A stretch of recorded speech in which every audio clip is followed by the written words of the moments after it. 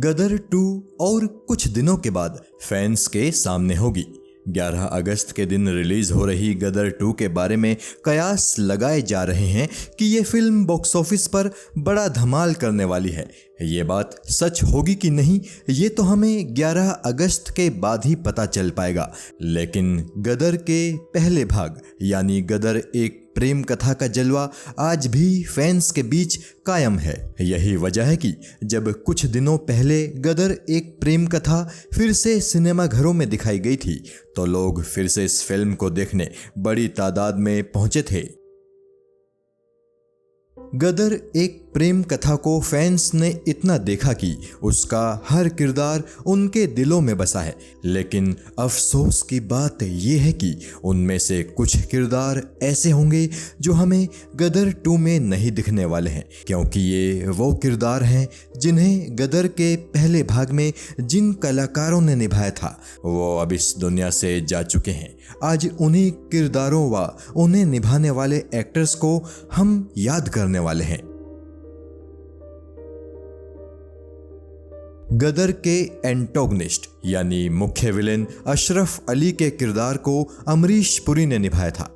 गदर एक प्रेम कथा की कहानी के मुताबिक भारत का विभाजन कराने और पाकिस्तान बनाने में अशरफ अली ने भी अहम भूमिका निभाई थी। हालांकि विभाजन के बाद हुए सांप्रदायिक दंगों में अशरफ अली को भी नुकसान पहुंचता है और उसका बेटा उन दंगों में मारा जाता है, जबकि उसकी लाडली बेटी सकीना भारत में ही छूट जाती है। कुछ साल बाद जब अशरफ अली को पता चलता है कि उसकी बेटी सकीना जिंदा है तो वो उसे बहाने से पाकिस्तान बुला लेता है। फिर जबरदस्ती वो सकीना का निकाह पाकिस्तान में अपनी पसंद के एक शख्स से कराना चाहता है, जबकि उसे पता है कि सकीना ने भारत में तारा सिंह से शादी कर ली थी और वो एक बेटे की माँ भी है।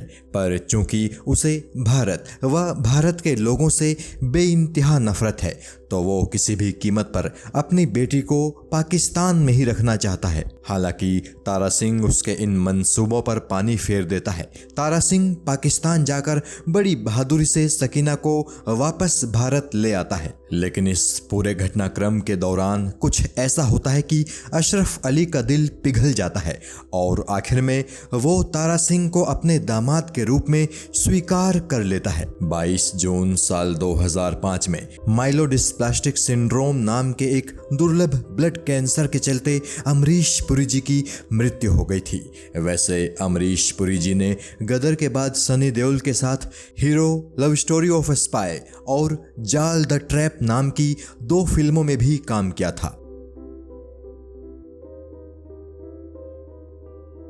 गदर एक प्रेम कथा में अभिनेता विवेक शौक सनी देओल उर्फ तारा सिंह के सहयोगी और दोस्त दरमियान सिंह के किरदार में नजर आए थे। दरमियान सिंह एक हंसोड़ शख्स था जो तारा सिंह के लिए अपनी जान भी देने को तैयार रहता था। तारा सिंह के सुख दुख में दरमियान सिंह हमेशा उसके साथ रहा, यहाँ तक कि अपनी जान की परवाह किए बगैर दरमियान सिंह तारा सिंह के साथ सकीना को वापस भारत लाने के लिए पाकिस्तान भी गया और आखिर में अपने दोस्त तारा सिंह के लिए दरमियान सिंह ने अपनी जान कुर्बान भी कर दी। दरमियान सिंह का वो किरदार निभाया था अभिनेता विवेक शौक ने। साल 2011 में विवेक शौक की हार्ट अटैक की वजह से मृत्यु हो गई थी। विवेक मात्र 47 साल की उम्र में ही ये दुनिया छोड़ गए थे। गदर में मशहूर पाकिस्तानी अखबार जंग के एडिटर इदरीश की भूमिका निभाई थी मिथिलेश चतुर्वेदी ने। गदर में इनका रोल बहुत छोटा सा था। पहली दफा ये तब नजर आते हैं जब पाकिस्तान जाने के बाद सकीना को उसके वालिद अशरफ अली अपने घर में हुई एक दावत में मेहमानों से मिलाते हैं। फिर ये नजर आते हैं उस सीन में जब अशरफ अली यानी अमरीश पुरी तारा सिंह यानी सनी देओल से हिंदुस्तान मुर्दाबाद का नारा लगाने को बोलता है। मिथिलेश चतुर्वेदी जी का जन्म लखनऊ में हुआ था। 1997 में आई भाई भाई फिल्म से इनका फिल्मी सफर शुरू हुआ था। आपने इन्हें ऋतिक रोशन की सुपरहिट फिल्म कोई मिल गया में जरूर देखा होगा। कोई मिल गया में ये ऋतिक के वो स्कूल टीचर बने थे जो बात बात में उसे डांटता रहता है। 3 अगस्त 2022 को लखनऊ में ही मिथिलेश चतुर्वेदी का निधन हो गया था।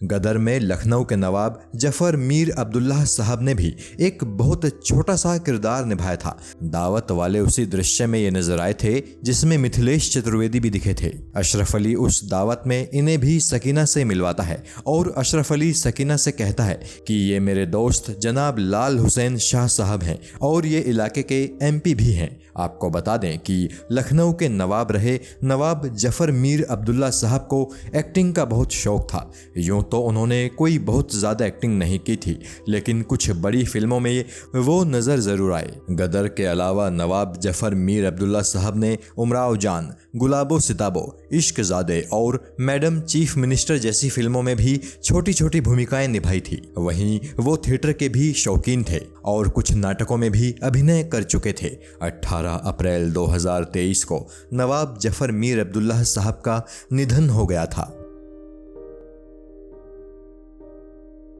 गदर फिल्म की शुरुआत एक कहानी से होती है जो 2 जून 1947 से शुरू होती है, उस दिन से जिस दिन हिंदुस्तान के बंटवारे पर मुहर लगती है। गदर में जो आवाज ये कहानी बयान करती है वो दिग्गज अभिनेता रहे ओमपुरी साहब की आवाज है। 6 जनवरी 2017 को ओमपुरी साहब का दिल का दौरा पड़ने से निधन हो गया था।